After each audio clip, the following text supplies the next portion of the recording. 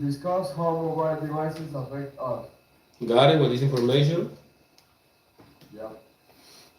Okay, for a question for you. Do you think technology increases or reduces stress in your life? I have to answer it. Richard, can you hear me? Yeah, all good. I have to read the number. No, no, no. Tell me your answer about these questions. Okay, okay. Do you think that Um, technology increases or reduces stress in your life? Actually, I think it increases my stress because there's a lot of social media that stress you without misinformation. So I think it increases. I think, personal belief. Exactly. A lot of information can create stress. Only Yeah. check the necessary time. Not short, not long. Necessary time. Yep.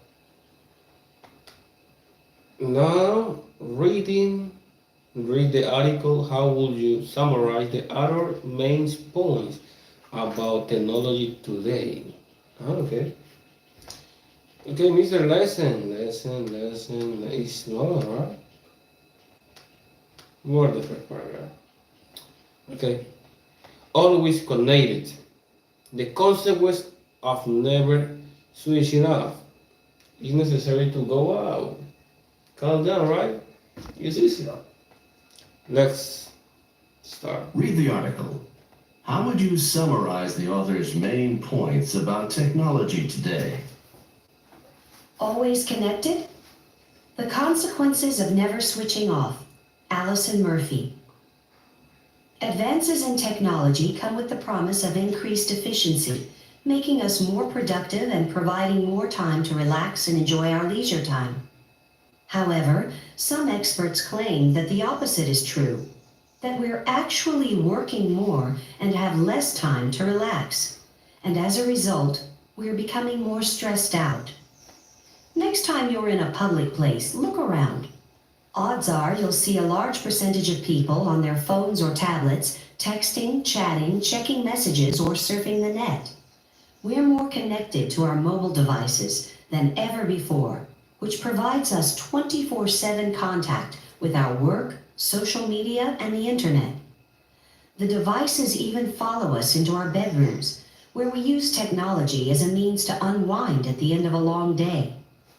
According to a recent poll, a majority of respondents said they use their devices right before going to bed. Most also reported that using their devices keeps them up at night and that they don't get enough sleep. Zach Panatera, a student at Stanford University, complained, "I'll take a quick look at something interesting, and the next thing I know, I've spent a few hours online." According to psychiatrist Kyla Greenham, the light from our devices throws off our normal sleep cycle and actually reduces production of the sleep hormone melatonin. She advises, switch off any kind of technology at least an hour before going to bed. Lack of sleep may not seem so important, but it can have a huge effect on one's performance the next day, making it harder to pay attention or remember things. At work, technology is in fact a contributing factor in the growing trend toward longer hours and less time off. When we leave the office, we continue to stay connected. We are inviting our work world into our private lives in ways that never would have been imaginable in the past. We are constantly on call, and our time is never entirely our own. We just don't know how to switch off our work when we get home. In our leisure time, technology appears to be reducing the face-to-face human interaction that we've traditionally enjoyed. For example, the trend has been away from the shared experiences of going out to the movies or shopping at the mall, toward the more private acts of watching movies at home or shopping online. Common leisure activities of the past, such as participating in clubs, took place in the community and provided extended time to communicate with others and develop relationships. In contrast, today's online posts and tweets with family, friends, and colleagues are shorter, more superficial, and less satisfying. Recent research has in fact suggested that face-to-face family time is decreasing in homes with internet connections. No one wishes to turn back the clock on what technology can do. However, switching off our devices from time to time may be one of the most important decisions we can make to ensure that we are living full, satisfying lives. All right, Okay. good information. Advances in technologies come with the promise increased efficiency, making us more productive and providing more time to relax and enjoy our leisure time. However, some experts claim that opposite is true, that we're actually working more. Mm, Uh, working more and have less time to relax. yeah.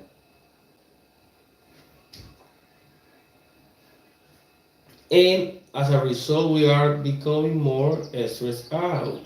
Okay, it's like a resume the old text or about reading. Mister, what are your point about this paragraph? Agree, disagree? Um, I completely agree, man. Like, when you are studying, you're like, I don't know, reading a text of the career or something, and you are like studying for a little bit, and then if you are using like your cell phone, you go to social media to check something, and you spend like hours, and you don't you don't realize that you're wasting a lot of time. So I think that's true, man. I think all of Important information. But a lot of people say is more relaxed and is the opposite.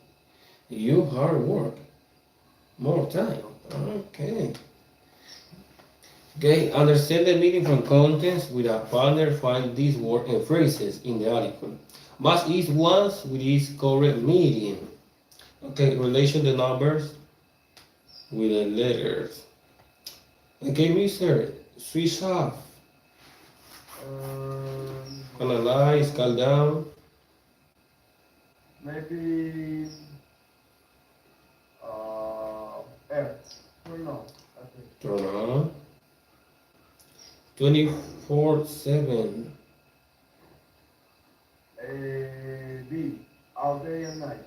I think. Wow, all day and night. Yup. Huh. I need to unwind. And mm, maybe A. 3. Maybe What is A? A. Okay, a word to relax. Keep someone's up at night. Um, and prevent from sleeping. D. Exactly. It's necessary to sleep 7 hours almost, right? Yup. Lack of. And T. Implement self-harm. There's a. So, make something not work right. D. D. D. What letter? The last one, the last one, the last one. I will say it's the last one. E. Now D, D, D. D. Number 6, I think it's D. Okay, okay. And 7. Face to face. By talking to someone directly. And directly. Wow. All days and night. Real information. Answer the question according to the article. Find examples or information on the article to support your answer. What is wrong with always being on call for an employer? And that you can relax You can actually relax because you're all day or 24/7 working, so you're not having time to relax. All right. Two, what are the consequences of checking on devices before going to sleep? Um, that you can really sleep or get enough rest because it can um, it can affect your growth hormones and all of that stuff. So you can really get enough sleep. What is a problem to rely on technology for social interaction? And because you are like I don't know how to say it, man. Like you are not interacting with people in real life. You're not interacting with your family members, or the situations are like kind of superficial, so you are interacting. That's it. Good answer. Answer the following question. What kind of leisure activities do you think the author would recommend? Huh. I don't know. Maybe reading, going for a walk, or for a walk with your dog. Um, Maybe I don't know, going to a picnic, something like that. Yeah. Okay, next. Do you think the author opinion of electronic devices is more positive or negative? I would say that it's a negative because he or she, I don't know, thinks that technology is affecting people in the way they interact and in the way they get rest. So I think it's negative. All right. Mr. Simple, now you can discuss how mobile devices affect us. The frequently say here. You, So what frequently once a while, rarely or never. okay. How connected are you? Okay. I test to connect with other people. Uh, Three, man. I think three. I hope so. I may call to other people. Zero. I put zero. Zero, zero, zero, zero, zero. I stop whatever I'm doing to respond to call or text. Maybe one. Can be. Yeah. I check my messages as soon as I wake up. One. One. One. I check my messages as soon as I get home. Two. Yeah. And I get home. I check my messages before I go into sleep. Yeah. Four. Almost And I wake up during the night and check my messages. four. Oh, zero. Let me check. I switch off my devices during the day. And maybe one. And finally, I switch off my devices at night. Zero. Zero two. Good Canary ideas. Recommend devices. Based on your survey responses, which statement below best describes you? I almost always connected, and I think that's great. I almost always connected, but I wish weren't. And I think it's important to be connected, but I know when to switch off my devices. I hardly ever connected, but I wish were more often, or I hardly ever connected. And I'm glad. And I think the second one. Yeah. The second one. Okay, now, Mr. Reed, this example, please. This thing keeps me in touch with more of my friends and makes it easier to live together. I don't think it interferes with my leisure time at all. Okay, any question about it? No, teacher. Pretty easy. All right. Let me check. Only one, you. Rafa, where are you? Yeah, okay, left. Where are you, Rafa? I don't see you. Okay, mister. For me, any problem. You can go out, right? Your lesson stay here. Teacher, pero una preguntita. Dime. ¿Será que podemos hacer la otra página que es el breve también? Que es la última. Sí, de poder se podría, pero se supone que debería estar ahora con tu clase. ¿Y dónde se fue este chico? Rafa. ¿Qué dijo él? ¿Que no volvía? ¿Qué sé? ¿Por qué? No sé. No sé. Salió solo, salió solo. Sí, porque si él no vuelve, pues no problema. Igual él te dijo que él venía ahorita. O sea, que él decía lo último. Ah, que él venía. Sí. Bueno, ¿qué tenemos por acá? Porque esa última página debe ser un texto. Pues cualquier cosa. Es más breve. Cerrando aquí, bueno, después de este nivel creo que ya no estudias más, ¿verdad? No, si tengo uno, creo. Creo que ahí hice uno y el otro sigue otro. ¿O Sí, no? hay un C2, hay un C2. Sí, me toca que estudiar. But this is the last. Hasta here. Alright.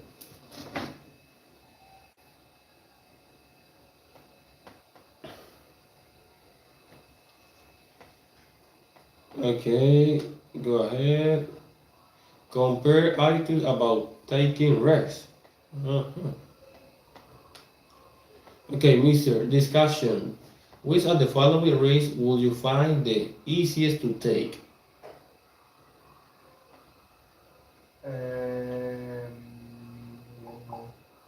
Jumping out of an airplane. I would like.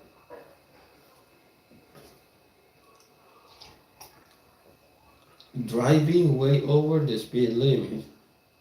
Oh, maybe that one too. Climbing a live volcano. New life, old life. Okay.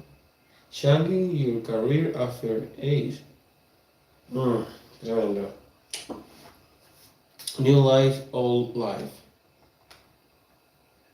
Listen for many ideas. Listen to the interview. We as psychologists then listen again and write a description for each or two personalities. Types the psychology describe. New life, old life.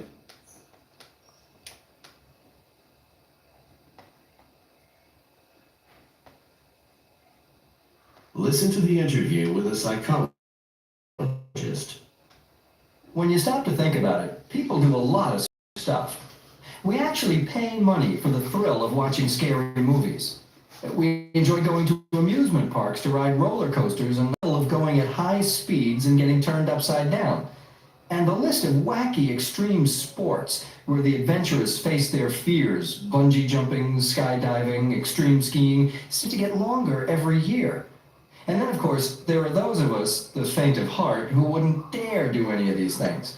Well, Sue Franklin is an expert on this topic, and she's here to tell us about two personality types. The person who loves thrills and can't get enough of them, known as the big T personality, and the person who hates thrills and prefers to avoid them, the small T personality. Welcome, Sue Franklin. Thank you. You call this the type T analysis. What is that, and what does it tell us about human nature? Well, it's based on the work of psychologist Frank Farley, and it's a way of studying a person's risk-taking behavior. It indicates how comfortable a person is with taking chances, living on the edge.